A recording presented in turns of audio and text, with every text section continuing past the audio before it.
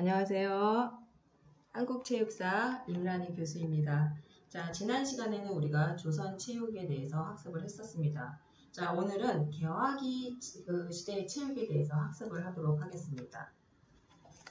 자, 이 개화기의 사회와 교육에 대해서 이제 먼저 알아볼 텐데, 이 개화기의 사회는 조선왕조의 등장으로 인해서 역사적으로 굉장히 지역 할거 체제에서 중앙 집권적 통치 체제로 변화를 의미하고 있습니다.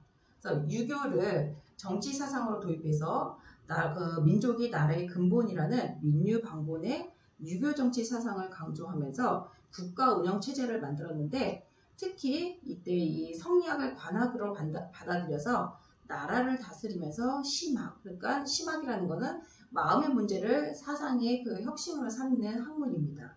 그래서 심학과 예학, 예학이라는 것은 예의 본질과 의의 내용을 바탕으로 옳고 그름을 탐구하는 학문이라고 할 수 있는데, 이 심학이나 예학이 발달하게 되었습니다. 그리고 외교적으로는 중국과의 사대적 외교를 통해서 체제를 유지를 했는데, 일반적으로 이 개화기에는 개항 이후인 1876년부터 구원말로 표현되는 1910년까지를 말을 합니다. 그래서 이 시기에 우리 민족의 역사는 근대적 지향성이 강렬했던 개화사상과 자주수호의 의식이 강했던 위정 척사사상, 그리고 반침략, 그 다음에 반봉건의 동학사상을 배경으로 전개가 되었는데, 개화사상은 후에 가보개혁을 촉발시켰고, 위정척사사상은 정통적인 가치관을 고수한다는 비판이 있었지만, 또 외세의 압력에도 불구하고 자주권과 민족의식을 지키려는 투쟁으로 끊임없이 전개가 되었습니다. 그렇지만 이 가보경자가 청일전쟁의 구실을 제공하면서 일정한 한계를 가지고 실패를 하고 말았는데, 이렇게 우리 민족은 내적으로는 쇄국전쟁으로 왕권을 수호하려는 집권층의 노력에도 불구하고 외적으로 서세동점의 세계사적 조류와 일본의 제국주의적 팽창 정책으로 해서 문호를 개방하게 되었습니다. 자, 어찌됐건 이러한 여러 가지 혼란을 겪으면서 당시의 지배계층은 개화와 수구라는 세립대력으로 이모군란과 갑심장벽을 초래를 했는데, 결과적으로 이 외세의 개입으로 인해서 자주성을 잃어버리고 말게 됩니다. 이렇게 이 개화기에는 동학운동이라든가 가보개혁, 이모군란, 을미사변, 을사늑약, 의병운동 등으로 이 19세기 말은 정말 정치적으로나 사회적으로나 격변기라고 할 수가 있겠습니다. 자, 이렇게 개화기에는 다소 혼란한 사회적 분위기 안에서 이 개화기의 교육은 어떻게 이루어졌을까? 조선의 이 위정자들은 쇄국 전책으로는 한계가 있다는 점을 인식하고 문호를 개방하게 되었습니다.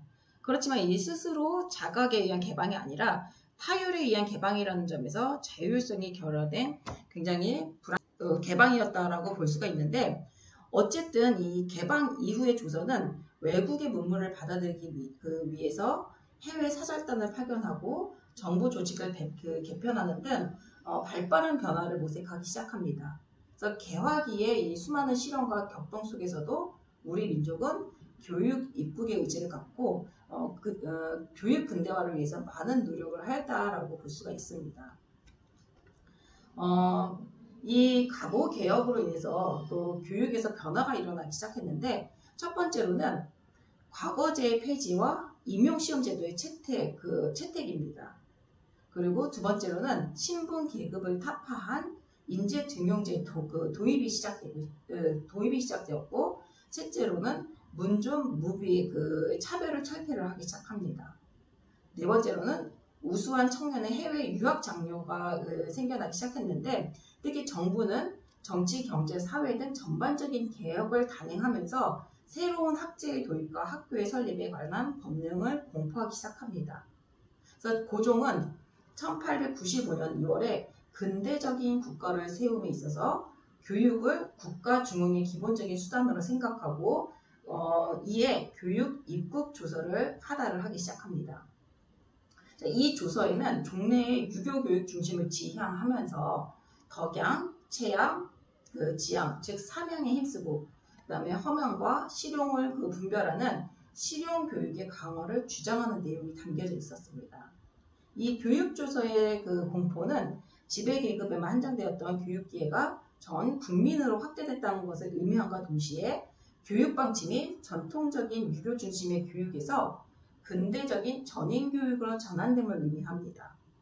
이것은 정말 한국 교육사회에서 굉장히 획기적인 변화라고 볼 수가 있는데 이 교육조서로 인해서 모든 사람이 교육의 기회 문이 열린 것이죠. 또한 이 개화기 시대는 개항 이후에 기독교의 복음을 전하기 위해서 입국한 선교 단체들의 기독교의 확장 수단으로서 교육과 의료 봉사활동이 선택되기도 했습니다. 그래서 광해원이죠. 이 광해원은 복음 전파를 위해서 의사의 신분으로 입국한 알렌이라는 의사에 의해서 세워졌고 이후에 이 그 광해원이 세브란스 의학 전문 학교로 바뀌었습니다. 또한 이 배제학당은 1885년에 그 배제학당은 이 아펜젤러에 의해서 설립이 되었고 선교 개통학교 중에 일반 그 교육을 목적으로 설립된 최초의 학교라고 볼 수가 있겠습니다. 명칭은 고종이 내린 것인데 이 학당이란 명칭은 종전의 이 사부 학당에서 따온 것인데 또한 그래서 배제학당이라는 이름은 그대로 유지가 됐다고 볼 수가 있고 또한 1886년도에는 스크랜턴 부인에 의해서 설립된 이화학당이 있습니다. 자, 이 이화학당은 우리나라 최초의 여성 교육기관입니다. 이름에서도 알고 있듯이 지금의 이화여자대학교로 이제 성장이 되었는데 스크랜턴이 그때 당시에 18명의 여학생들을 모아서 가르치기 시작하자 그때 명성황후는 이화학당이라는 이름을 붙여주었고 이 학교가 지금의 이화여자대학교 그래서 한국 최초의 체육계가 개설된 학교로 기록이 되고 있습니다. 그 다음에 이제 1886년에 언더우드가 고아들을 대상으로 설립한 경신학교. 이 경신학교는 안창호, 김규식 등 많은 민족운동가들을 배출한 학교로 알려져 있습니다. 그래서 이와 같이 1910년 2월까지 전국에 796개의 학교가 설립됩니다. 그러면서 당시 기독교 계통의 학교들은 1894년에 우리나라 정부의 교육개혁이 있을 때까지 식문화 운동에 영향을 미쳤고 한국 근대교육의 기초를 마련해주는 역할을 하였다라고 볼 수가 있겠습니다. 자, 그렇다면 개화기의 체육은 어땠을까? 자, 1876년도에 개항과 더불어 서구 문화가 도입되면서 체육과 스포츠 분야에서도 큰 변화가 생기기 시작합니다.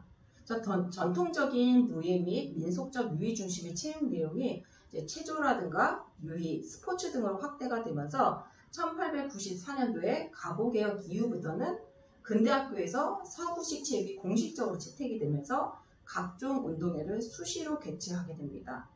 그럼으로써 이 체육과 스포츠 역사의 전환기를 맞기 시작하는데 이 개화기를 통해서 한국 근대체육이 새롭게 정립되고 근대체육 사상이 형성되었다라고 볼 수가 있겠습니다. 그래서 이 근대체육은 무예학교와 원산학사의 설립, 그리고 기독교계 사립학교와 관립학교의 정규 교과 과정에 체육 과목이 포함되면서 시작이 되었는데 또한 이 과외 활동으로는 서구 스포츠가 도입되어서 운동회라든가 체육 구락부, 그러니까 운동부라고 말을 할 수 있죠. 이 체육 구락부의 활동이 활성화되기 시작을 합니다.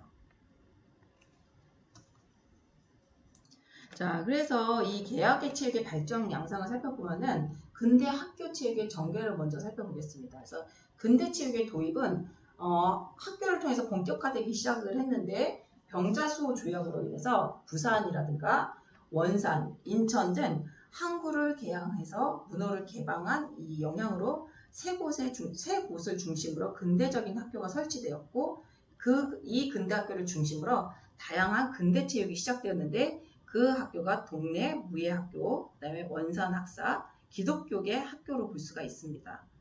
자, 처음으로 이 동네 무예학교는 1876년도에 부산의 그 개항과 더불어 여러 나라에서 유입되는 새로운 문물과 외세의 도전에 대처해야 할 새로운 지식의 필요에 따라서 근대 학교의 설립이 적극적으로 이루어졌다고 볼 수가 있습니다.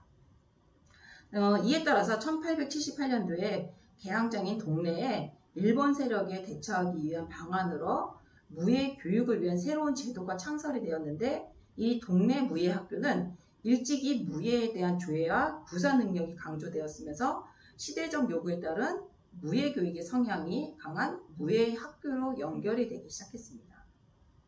그래서 이 동래 무예 학교가 된 것이고, 다음으로 이 원산학사 같은 경우에는 무예반 해갖고 병서와 사격이라고 되어 있죠.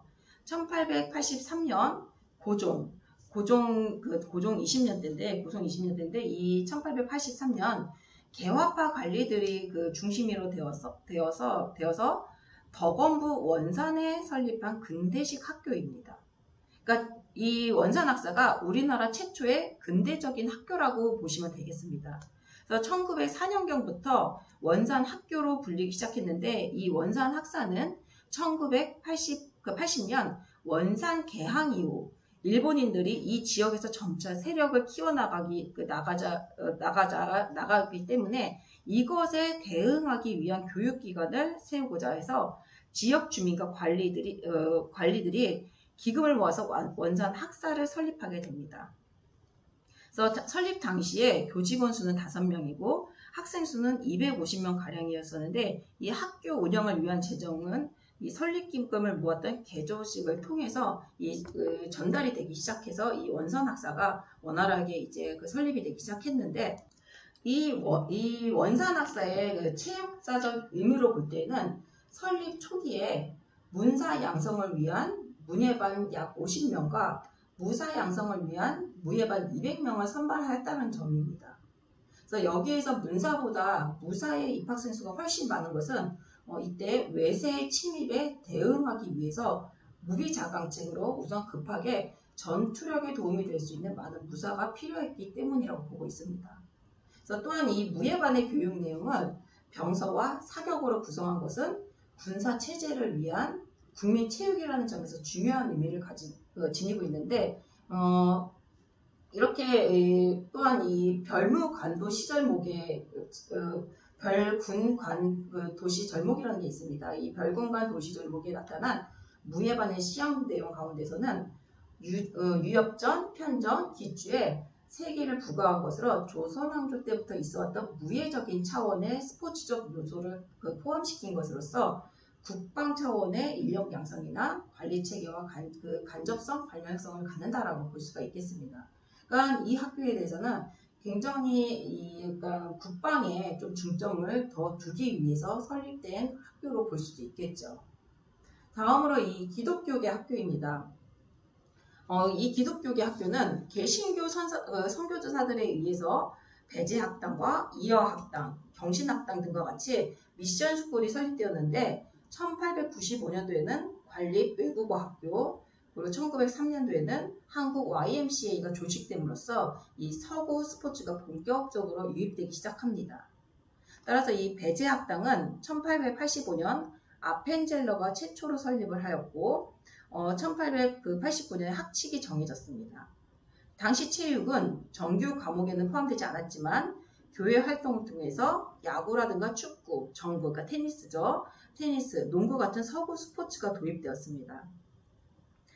그리고 이 언더우드 학당이죠. 경신학교는 1886년도에 언더우드가 정동 자택에 설립을 했습니다. 그래서 정동 자택에서 설립한 것으로 오늘날 경신중학교, 경신고등학교의 전신이라고 보시면 되는데, 이 언더우드 학당에서는 영어, 한문, 한글, 성경, 찬송가, 기도 등과 같은 교과목을 가르쳤고, 오후에는 오락이라는 명칭하에 30분간의 체조 시간이 배정되었다고 합니다. 그리고 1891년도부터는 체조가 정식 교과목으로 편성이 되면서 매일 첫째 시간에 30분씩 체육이 실시되었다고 합니다. 자, 다음으로 이화학당은 1886년 여자 선교사 스크랜턴에 의해서 설립됐다고 말씀을 드렸었는데, 이 이화학당에서는 정규 수업에 체조 수업이 실시가 되었습니다. 이와 같이 한국의 근대 체육사에서 서구 스포츠가 도입된 것은 19세기 후반이라고 볼 수가 있는데, 모두 이 기독교 선교 계열 학교를 통해서 수용이 되었고 이를 학교 체육 활동으로 채택하면서 근대 스포츠가 확산되는데 커다란 공헌을 했다라고 이해를 하시면 될 텐데 이렇게 선교사들이 미션스쿨을 설립한 목적은 선교에 있었겠지만 물론 교육 사업의 결과로 인해서 서구의 체조 및 스포츠가 도입됨으로써 이 미션스쿨은 한국 근대체육의 발전에 지대한 영향을 미쳤다고 해도 과언이 아니겠습니다. 자, 이렇게 해서 개화기의 체육, 개화기의 교육에 대해서 살펴봤는데 다음 시간에는 이 개화기의 교육기관, 관립, 공립학교, 그리고 사립학교에 대해서 좀 더 살펴보도록 하겠습니다. 자, 오늘은 수업 여기서 마치겠습니다. 여러분 수고하셨습니다.